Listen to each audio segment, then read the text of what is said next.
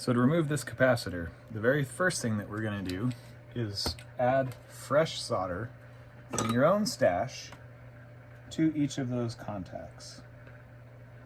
By reflowing the solder and adding that fresh solder, it makes the whole thing more amenable to being worked on.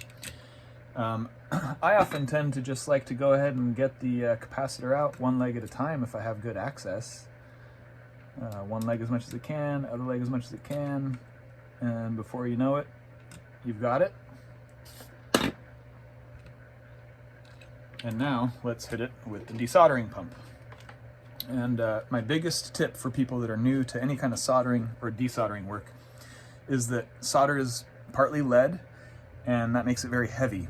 And so if you think of water, think how quickly water runs downhill and how susceptible to gravity water is. Well, I think solder is heavier than water. I could be wrong about that. But you really want to use gravity to your advantage. Hi, I'm down here.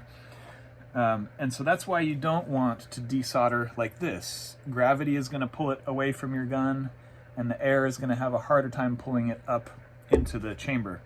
So if the board is upside down, I can put my soldering iron right on the tip. I can see the top part become melted, and then when I pull the trigger, I know for sure that I've got a clean hole going through.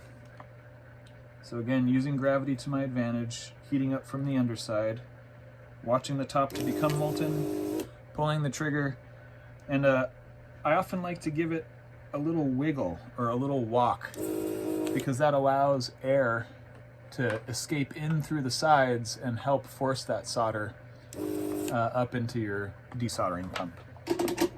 So that's how we get a cap out.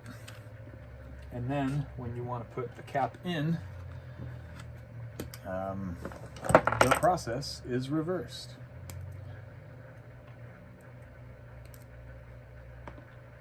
So these are 10 microfarad 63 volts, replacing 10 microfarad 50 volt capacitors. And one thing to know about capacitors is that the standards of values have kind of changed over the years. So what might have normally been very common in a 50 volt capacitor might nowadays be harder to find, and so you can always go one up in voltage value. And it's essentially supposed to be higher than whatever voltage is running through it, but not significantly higher. Use your best judgment. So I'm going to put all 4 of these caps in their places, paying careful attention to match the polarity on the printed circuit board. There's a plus indicating the hot side of this capacitor. These two are different. The plus is on the north side. This one's different. Plus is on the south side. So always double check your capacitor orientation. I can give you an example of what happens if you don't. You will have built your very own DIY smoke machine. This thing had a lot of smoke inside, and all it was that I wired it in backwards. Okay, so soldering tip. Clean your tip. Should be a fine pointed tip.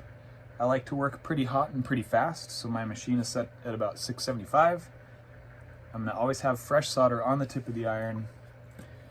And then right where the pad and the leg meet, I'm going to apply that tinned solder tip, count to 2, apply the solder and count to 2 again, and then you're good. And now I'm not going to do the other leg, I'm going to do the other capacitor, because that's going to allow that capacitor to cool down for just another few seconds while I hit the first leg of these other 4 capacitors.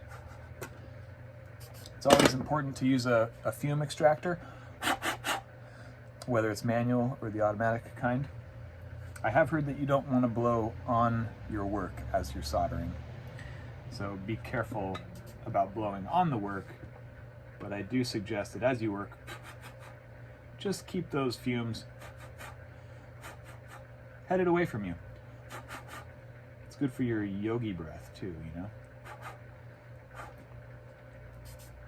You want to smell a little bit like a yogi when you're recording your bands. So now I'm just going to trim those leads as flush to the mountain of solder as I can. I don't want to cut the solder, I just want to cut the lead. And I want to be really careful that none of those leads get caught up. Like, look at that, look at that. Get out of there. That would have caused a problem. So as you're working, be careful as you dispose of lead legs and things like that. So we talked about orientation of a capacitor, but what if a capacitor doesn't have an orientation marking? That's because it's a non-polar capacitor, or bipolar. So this doesn't have the white stripe indicating a negative side. So that's the bipolar capacitor that's fitted there. All right, that's how you can get a capacitor out and a new one in. And let me think if I forgot anything else important I should tell you. It's just really important to have the right tools. It took me a long time to buy my desoldering station, and I wish I had bought it first thing when I ever started trying to replace caps or repair gear. Yeah, it's maddening to try to do it without one. And I guess to speak to that too, preparation is key and patience is key. So have all your tools, have your plan of action, don't be impatient, don't have an expectation of how long it's going to take. Have really good lighting, have a really good cup of coffee, have some really good music playing. And those are my recapping soldering and desoldering tips for you. Thanks, Graham, XFO Audio. We'll see you next time.